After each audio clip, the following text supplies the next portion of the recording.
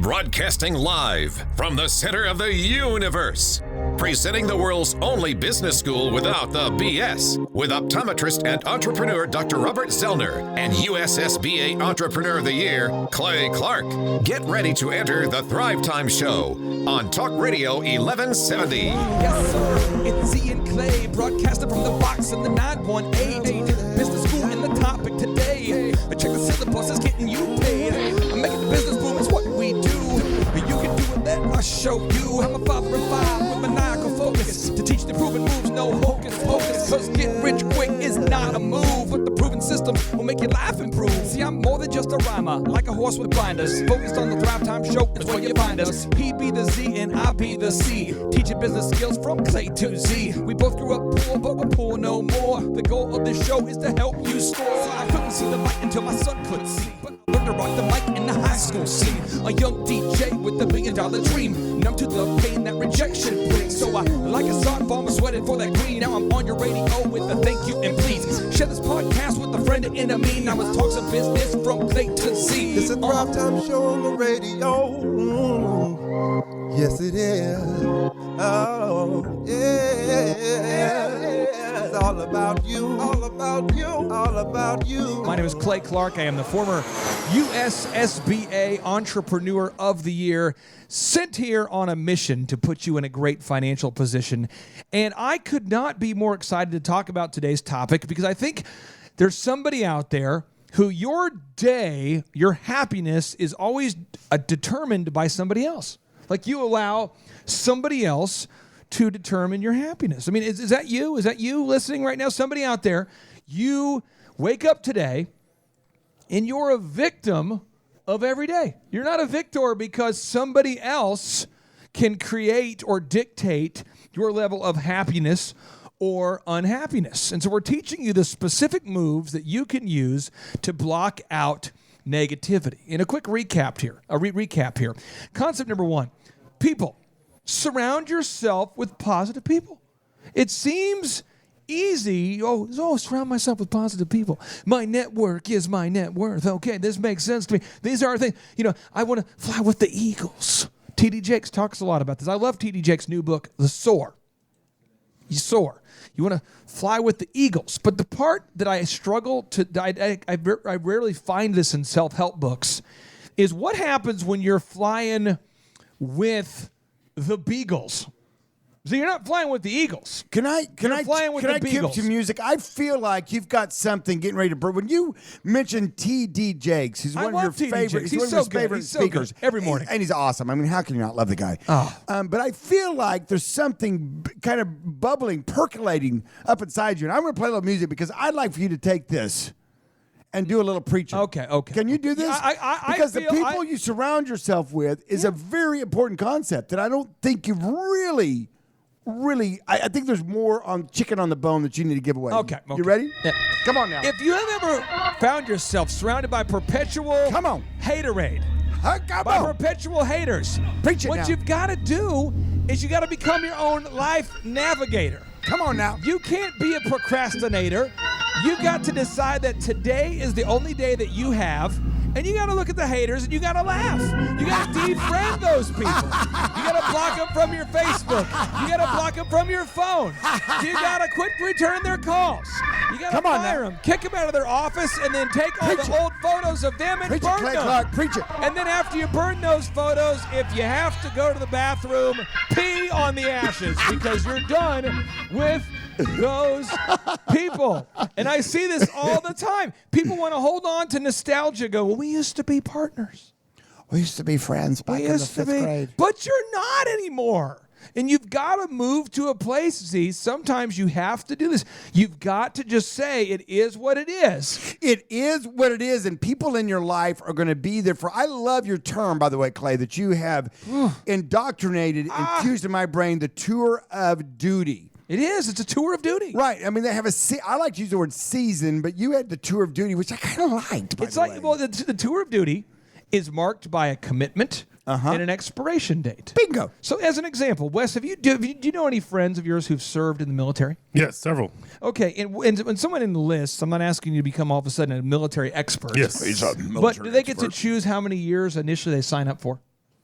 2 years, 5 years, 407 years? I mean, can they get to choose, or is it just kind of like infinite? How does that work? Break it down. I mean, Well, there's usually a time they get lump to choose. that you Right. pick, but you can pick You longer negotiate lumps. it. Right. You negotiate that so up front. Yes. a friend of But you mine. can't join for 6 months. I've had many dear friends who served in the military, and I appreciate you serving.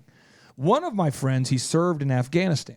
And he served in Iraq. And he came back. This was, about 7, 8 years ago. And I remember talking to him. He'd served in one tour of duty. And I pulled him aside. And I was just talking. I said, "How are you doing? Okay?" He said, "Yeah." I said, "You going to go back? You going to re-enlist?" He said, "Absolutely not." No. And I said, "Why?" He goes, "Well, I went in there. I wanted to be all I could be. My recruiter told me I could connect with people, meet people, improve my skills. And I got shot at and watched my good friends die." Well, that's not And good. he's like, "I'm That's not good. I'm not doing it again." Yeah. Now, what's interesting is that his friend, who was also in the room at the time, he said, "I'm going back. We're not going to let those guys win. I'm going back." I'm going back. And my buddy, who also, again, these two guys who both served, he says, "Look, buddy, they've been fighting in the sand for thousands of years. I don't think we can help them win the resolution. They hate each other." And the other guy says, "No, I'm going to go back. We're going to finish this thing." Now, according to Fox News, this came out about 3 weeks ago. According to Fox News, they're reporting that 98% of ISIS has been eliminated in the past 6 months. 98%, according to Fox News. Well, they've taken the gloves off. Yeah. Because I mean, that's the word of the street. Now, I'm not over there. right. But that's the word on the street. What I'm saying is my friend isn't a bad person because he decided not to re-enlist. It was his choice. He said, I'm done. I've served my thing. I'm glad I did it. Yeah, his choice. But employees are the same way. Right, and that's why it always amazes me when you have an employer say, believe they quit. "I can't believe they're leaving me," and they didn't give me more warning. They because just they walked want off. to do more than be a call center inbound phone operator. Shocking. Who the heck's in second grade? And they say, "What do you want to do?" I "I'd wanna be like to be a middle manager for a aspiring Small hair firm business. that's not probably going to make it. When, I would like to be a middle manager in a cubicle with largely vanilla and I'd like to be, pictures work in of- some small, department store and check people out. Which, I'd like to be the assistant manager of a department of motor vehicles if it becomes available. I want to work at a DMV that hasn't changed the linoleum on the floor in 87 years. I'd like to be a backup assistant manager for... No! People have aspirations. And what you're doing is you are making people become evil if you're going to hold people hostage. So you hire them. You say, "What are your goals?" You say, "Well, you know what? Let's go ahead and do this 1 year at a time. Let's do a year. At the end of the year, you tell me where we're at." And you evaluate. So, Wes, I want to get your take on this, Okay. and I really want to get Grant's take on this as well. So, when you hire people, is it ever shocking to you? Because you've been an attorney for how long now? Is 7 months, 8 months, 8 years? How many years? Decade or so. A decade, okay. So you've been an attorney. Is it amazing to you the turnover that occurs within legal firms and businesses that you represent? No, I think it's disappointing sometimes when you lose someone you really, really like because they're doing a great job, because those people are hard to replace. But you have to bless and release. You say, Bless and release. "Thank you for all the good work." Thank you. Maybe you take a shot at, can I convince you to stay if they're doing a good job? You maybe try one last run at it. Right. But then if they're still going on or they're moving out, I had a lady that just moved to Minnesota to be closer to family. And Slicer tires. I said, well, That's thank you not for a real awesome thing. work. People don't move to Minnesota. I'm from Minnesota. Yeah. No, People she's move there, away yeah. from she's Minnesota. going to California. Wow. And Okay, but I hear you, though. you can't be mad at them because you don't want people leaving talking bad about you, about that guy was such a jerk on my way out after I did all this hard work for him. So, Grant, have you, as you've grown your business, Messick Roofing, Yes, sir. how have you got, what's your biggest challenge with finding people and retaining good people? Because Dr. Z's here. This could be a mentor moment. I mean, you guys have a fine company. You guys have done well. Is it a struggle to find and retain good people? How do you guys do it over there at Messick Roofing? Well, as far as my crews go, they've been with me for the last 8 years since I've taken over. So Wow. those guys are solid, no doubt about it. Whether it's on the commercial side or the residential side, I've got 3 different crews that take care of that. As far as salesmen go, it's a pretty tough world out there. A lot of guys want to follow the storms. They don't want to sit here in Tulsa and wait for something to happen. So that can supposed to be a problem every now and then. So, Z, you have salespeople that work with your companies. If someone's listening out there to the show today and they say, I'm struggling to find good people, how do you guys go about finding good people at your businesses? You have hundreds of employees. How do you guys find good sales people specifically? 2 techniques that we use. Ooh.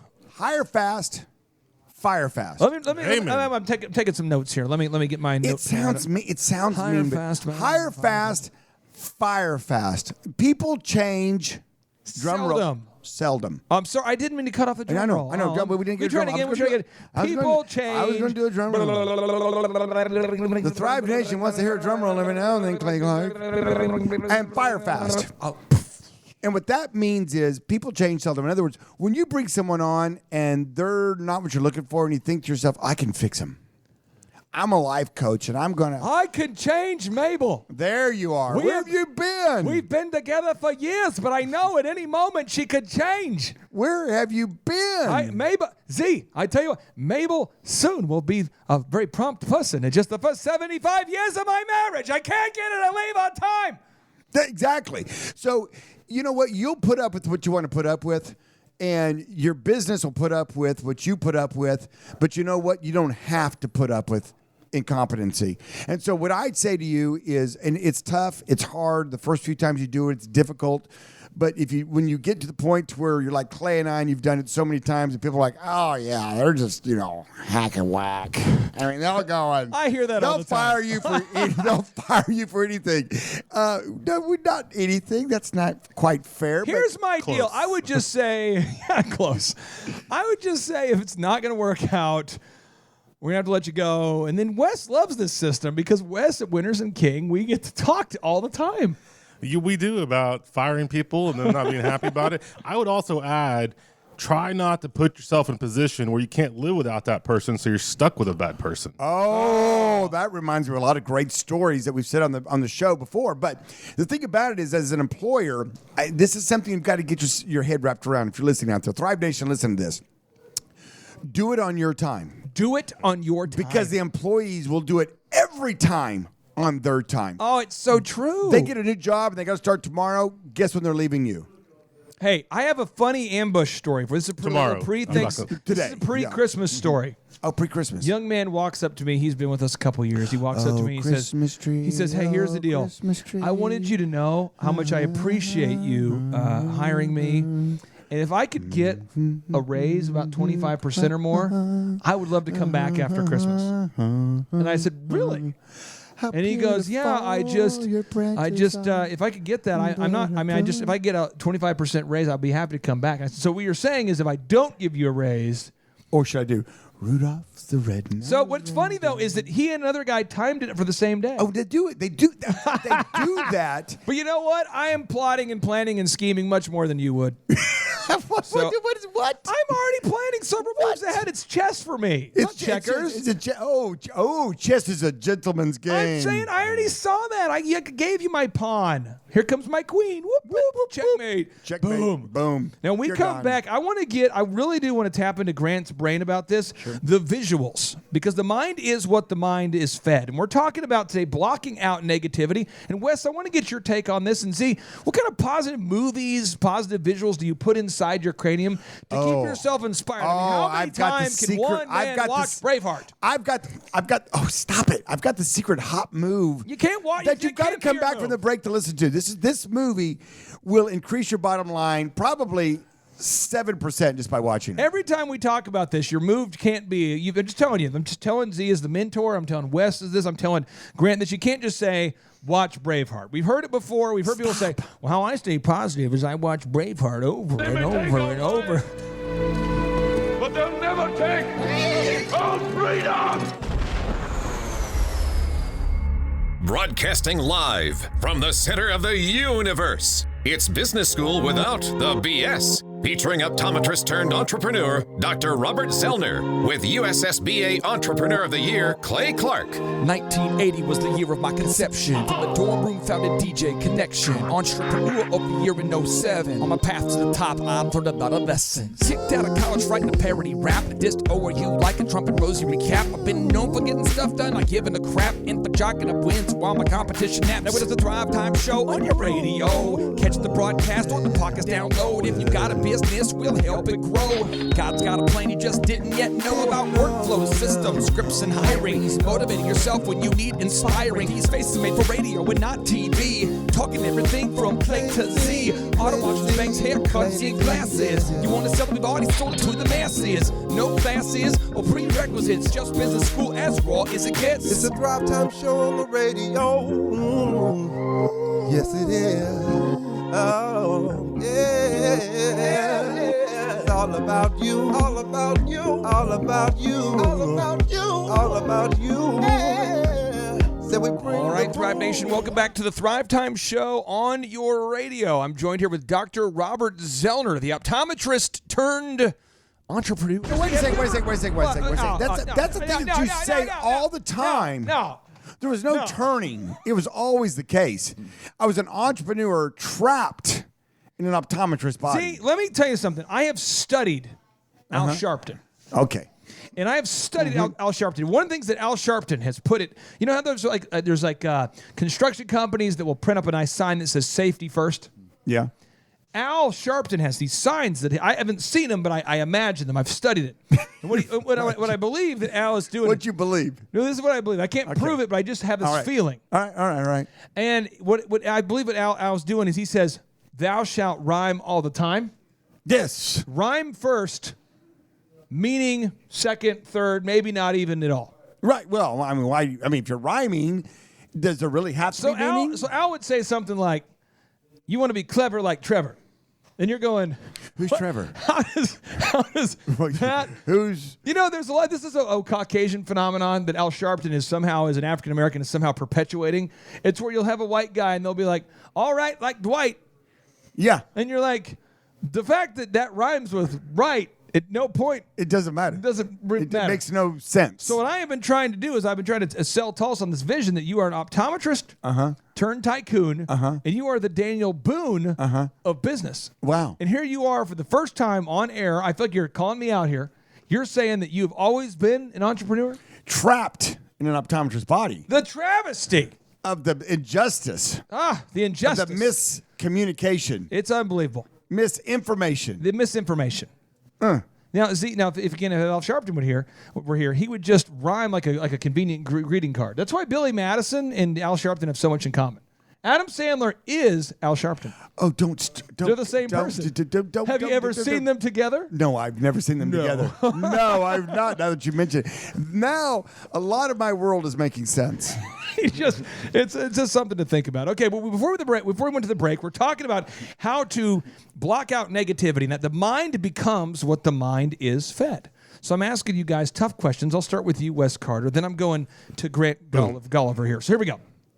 What positive visuals do you put into your head on a daily basis or weekly basis to keep your mind positive, Wes?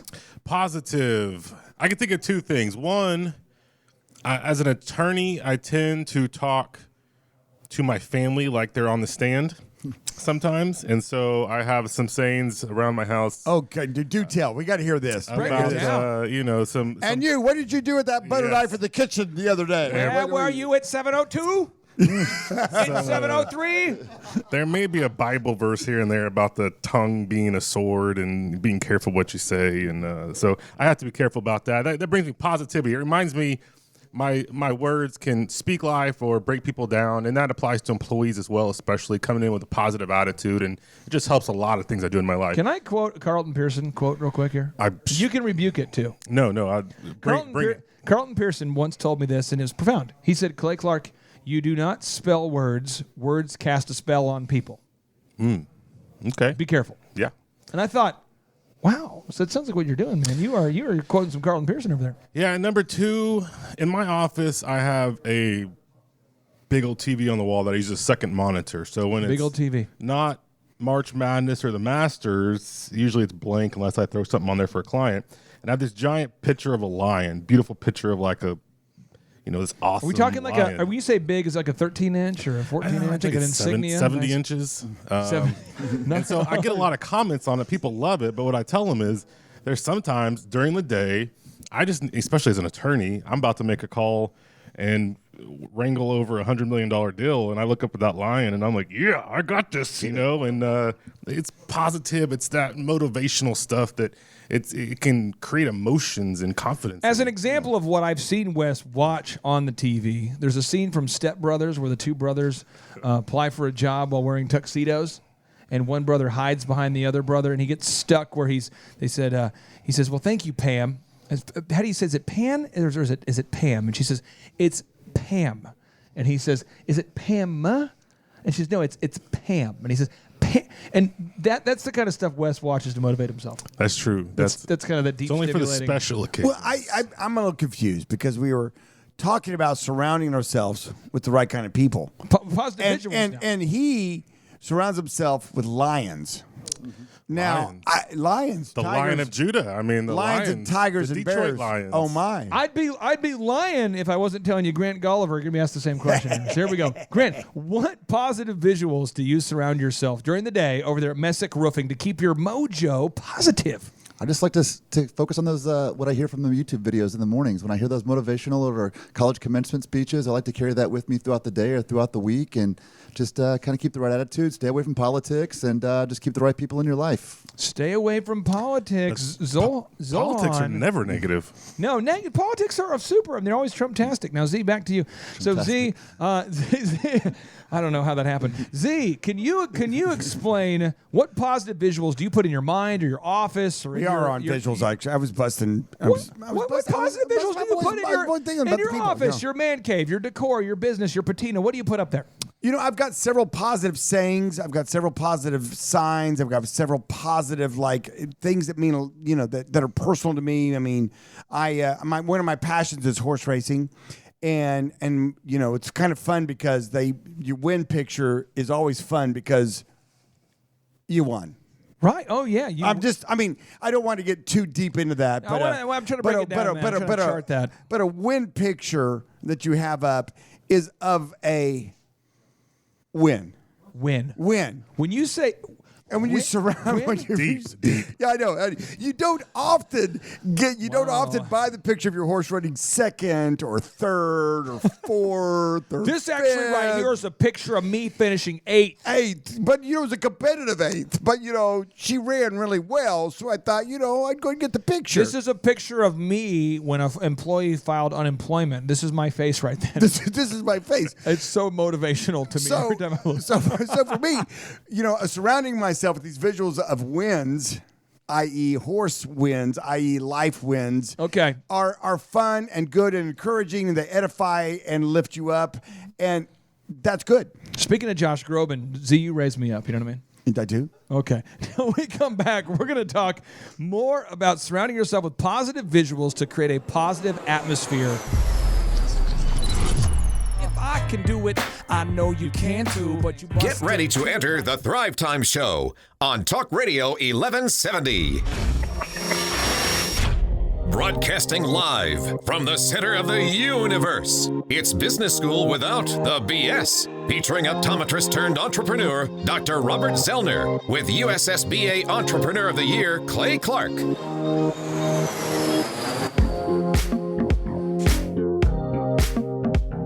See, I don't know if this is possible. What's possible? But a lot of times you listen to sports talk and they'll talk about predictions. Yeah. And a lot of times they try to, they have these clever little ratios and scenarios. They'll say, sure, I predict the Patriots in a 32-23 win over the Titans. And here I'm going to go on the record of stating what I think is going to happen. Okay. And that record goes something like? After the Patriots go up by 42 in the first half of the first quarter. Yeah. And the Titans start crying. Yeah.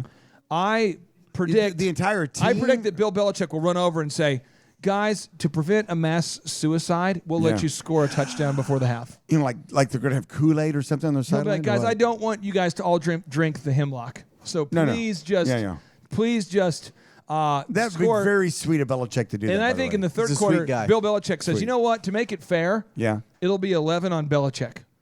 So what I'll do is I'll hike myself the ball in a rare formation. Yeah. And then I'll elude you guys with my craftiness. And then Bob Crafty. It's Kraft and Belichick. Yeah, Kraft will come down and in the fourth quarter, he'll say, Tom, Bill, I want to get this out in the open on the transparent wavelength. We're going to be together until the year 2020. Oh, and until Belichick goes to the Giants. Yes. Next year. And I predict to solidify the Trinity and the holiness of that moment that the cheerleaders will come out wearing long pants and almost like an Amish decor to show their conservative their new Amish. values. They wouldn't instead of dancing. touche. They wouldn't be pants if they're Amish. Instead of the Long skirts. long skirts, instead of the cheerleaders They're not doing their practicing risque Amish. dance routines to show the sanctity of the Holy Come out in Trinity. horse and buggy they will carriages being pulled out there. They will churn their butter, and Now, the beer churning vendors butter, will start long selling dresses. Amish-made soap and And they will- furniture they rather will than scowl. pretzels and beer. I don't think you put butter in soap. I think they Maybe I'm scowl doing at all it wrong, but- at all the electrical stuff in the stadium. But I mean, scowling is not. Let me tell you what, guys. I know one thing about the Amish. I know they make great aluminum trailers. Yeah. You For sure. I'm serious. you I know- bought do- one do from Napanee. I drove to Napanee, Indiana, to buy an aluminum trailer. My first one. Do you actually know an Amish person? No. I have actually bought a trailer from Amish people. Do you know? I'm going to ask the I've question never again. driven by a fudge Amish distribution center without buying something.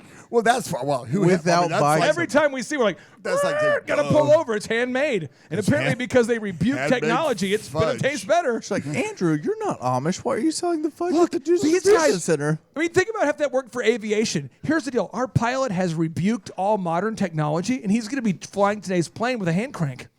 Oh, we should pull over and get it. Does he make fudge?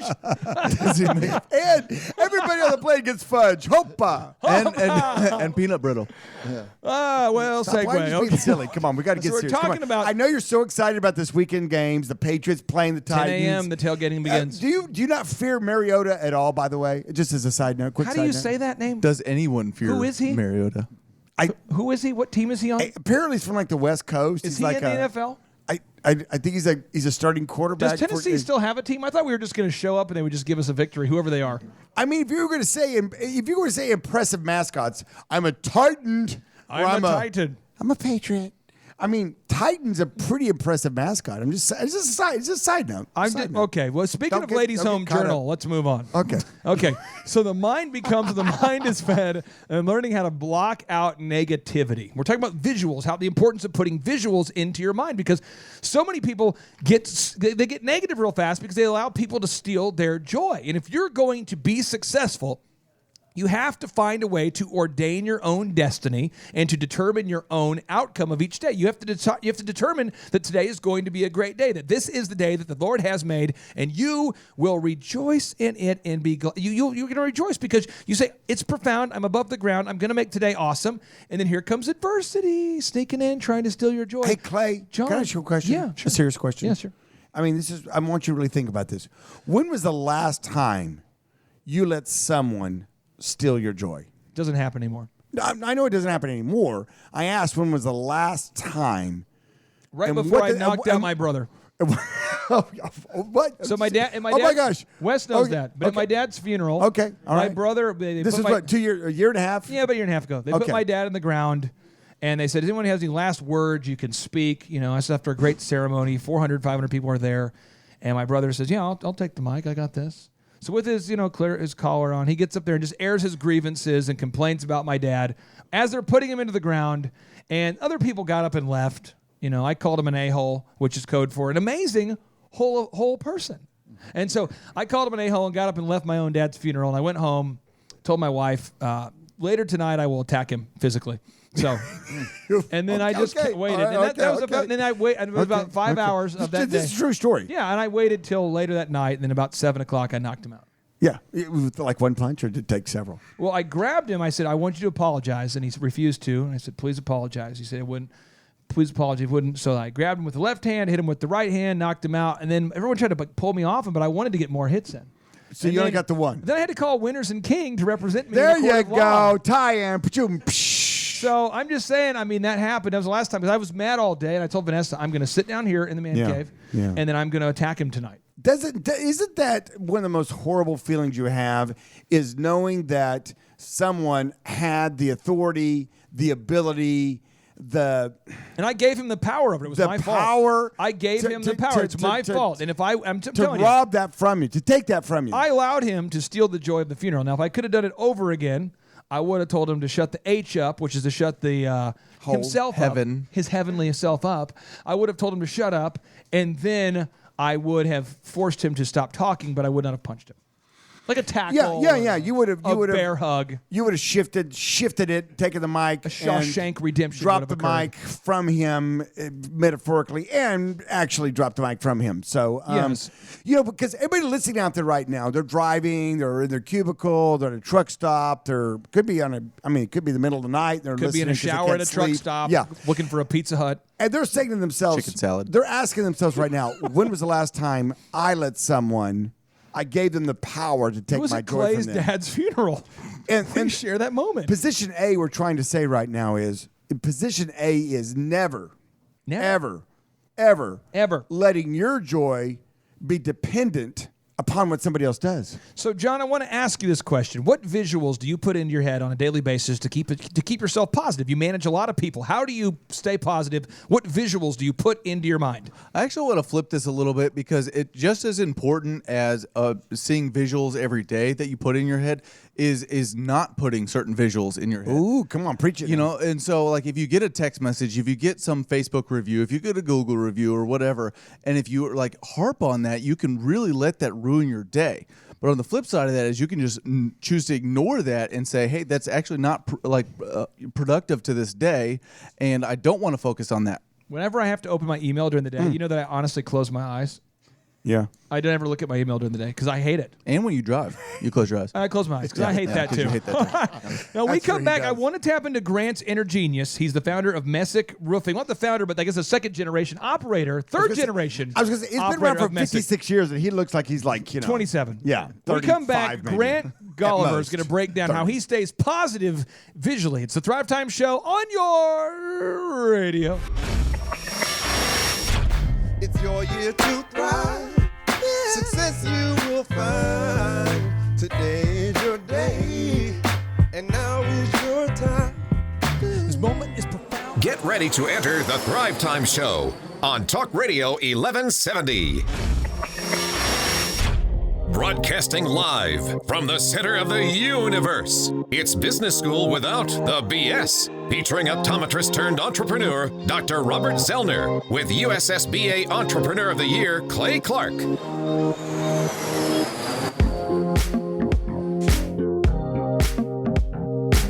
I don't understand why Richard Roberts' music career didn't take off. Well, we're trying to help it. We're trying to resurrect it. Be discouraged. It's about resurrection. Resurrection. Resurrection. You might office at the Scottish Rite because you lost your school. Okay. Sorry. All right. Okay, we move on. Yeah. Why would I say too that? real. Why, Too real. Who wrote that? Who wrote those lyrics? Why would I say that? I don't know. I don't know. That's a lie of the devil, but it's true. Okay, moving on. Okay, so positive visuals. This is so important that you learn how to put positive visuals into your mind on a daily basis. Drivers, you need to stop laughing. That was in the past. We're moving forward. So, Grant, I want to ask you this question. How do you, as an entrepreneur, put positive visuals into your mind on a daily basis or weekly basis? Or is there movies you watch? Do you like to put up motivational posters in your office? What do you do? I've got a few motivational posters, but you all kind of touched on it a little bit in the past, in the segment, a few segments ago, where you kind of surround yourself with the right people and keep the right attitude, and it leads to some positive outcomes. And I like to reflect back on big jobs I've sold in the past, and where I found a win-win situation with a client or somebody that I could really help out, and it changed their life. So the Big Kahuna, focusing on the Big Kahuna, as he talked about that as well. You want to document the big wins, put them on the wall. Yeah. Encourage yourself. Now, see, geography. I want to get your guys' take on this. Geography. So many people are born into a neighborhood that, let's just say, is not great. But for whatever reason, they say, well, I was born here. I don't want to be a sellout, so I'm going to stay here. Oh. Sometimes you have to move away from the family homestead. Break it down, my friend. What would you say to someone out there who says, I don't want to be a sellout. I don't want to leave. I mean, I love the bus that's parked on my lawn because the bus has been there so long, a tree now grows through the bus And that looks so great next to that decorative refrigerator on my lawn. And I love the people of Sapulpa so much. I could never leave this hillside environment where a homeless person has now begun to homestead. I could never leave this area because I grew up in this home. I think they're called squatters. Clay, generational poverty mindset is a difficult thing to kick in the butt.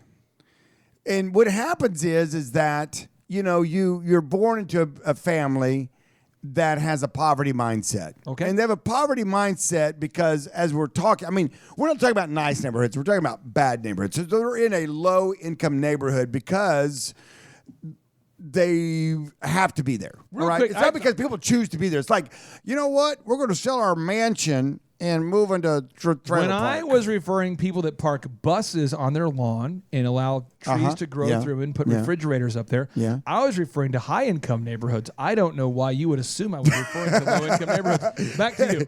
Silly me, I know. But let's assume that I'm right, okay? And that you had made a reference to low-income neighborhoods. Didn't happen here, folks.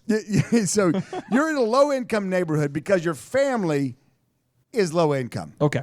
So there is a tad bit, whether you want to believe it or not, of some poverty mindset there. Yes. And so when you break out of that, when you're the first one to go to college in your family, when you're the first one to, have a 7-figure income, when you're first person in your family to wear a shirt during the day. or shoes. Or shoes. Or shoots. And that Or would to give you not service. have a mullet. Yes, or not have a mullet's a fine thing. Or to not think Joe Dirt was an Academy Award-winning movie. Was it? First of all, take that back.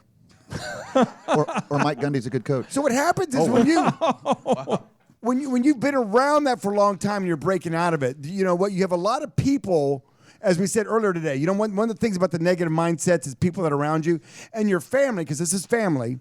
They have access to you. They can be around you. You may not want them around you. You may think to yourself, oh, my uncle is, you could even say my dad, my mom, my brothers, my sisters. They have this negative aura about them. They're like, who are you? Why are you big fancy pants? Well, if you just do the math, whoever you're spending your time with determines your level of happiness. So you got to move sometimes. Sometimes you got to move. And the idea that, hey, it's okay to want to make your life better today. It's okay. It's okay to want to do that. Yeah. Now, in the Thrive offices, we put up motivational quotes everywhere. Because we want to make sure that you're surrounded by positive encouragement and inspiration. We put client wins everywhere. John, just today, we had 2 clients send us thank you cards. One guy sold like 57 houses? Yeah, I think it was 56. 56 houses. Yep. And so he sent us this thank you note. You know what we do? We put it on the wall. We have a wall. John, can you explain what it's for? People who haven't been to our offices before, can you kind of explain the decor and the visual mojo? Yeah, well, first of all, I'd just say come check it out at the February conference is what I would say. But no, every single inch of every single wall in this office is covered by some motivational quote or a client win.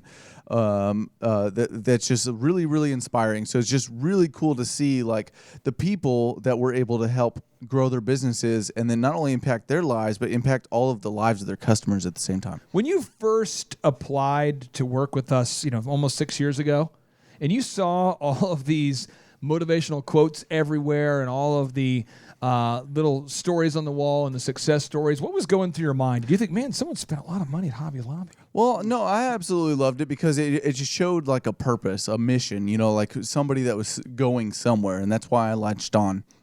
Boom. So I'm just telling you, if you're trying to hire people, put positive visuals in your office. Now, the final one is the smells.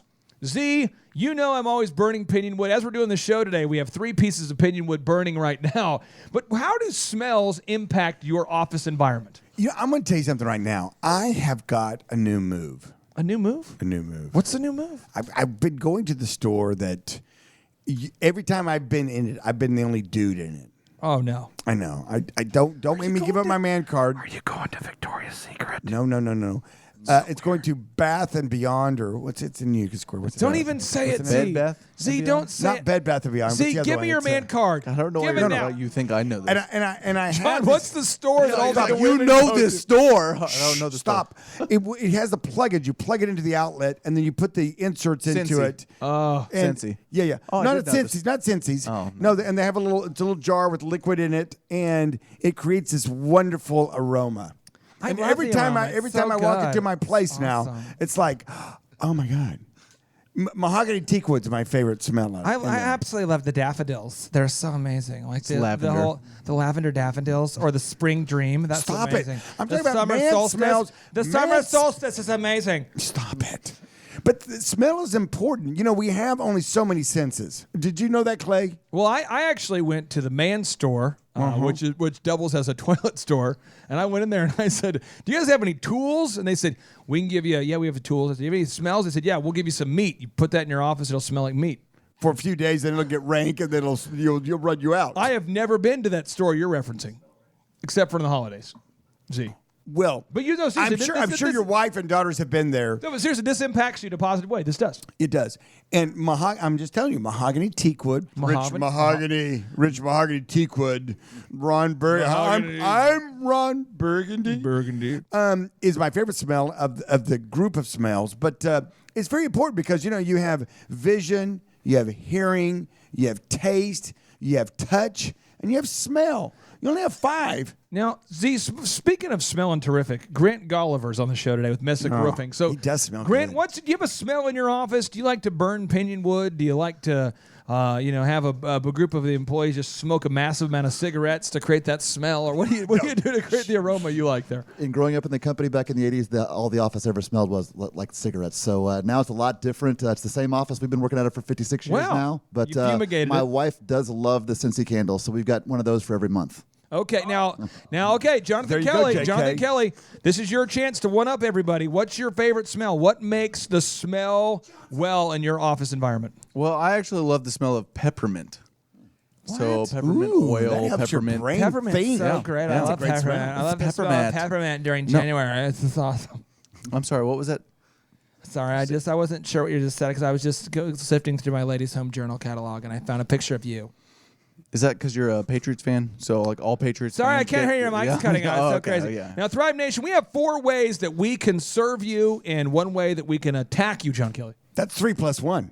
That's Okay, 2 so plus one, 2. if you go to thrivetimeshow.com, you're going to find the podcast. You can subscribe. It's always free, the podcast. Never miss a broadcast. They're all archived there. 2, the one-on-one business coaching. We can help you for less money than it costs to hire even one $8.25 per hour employee.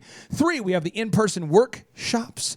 And 4, we have a buffet of thousands and thousands of video trainings available for you for $1 just for the first month and $19 every month thereafter. Check it out all at Thrivetime Show. My name's Clay Clark. That's Dr. Z. That's the incredible Grant Gulliver. And that is Jonathan Kelly. As always, 3, 2, 1, boom! This moment is profound because you're above the ground. Your road might have been rough, but what you got now is now. We're here to pick you up and to even show you how. But you gotta be resourceful with that old plow. Started from the bottom.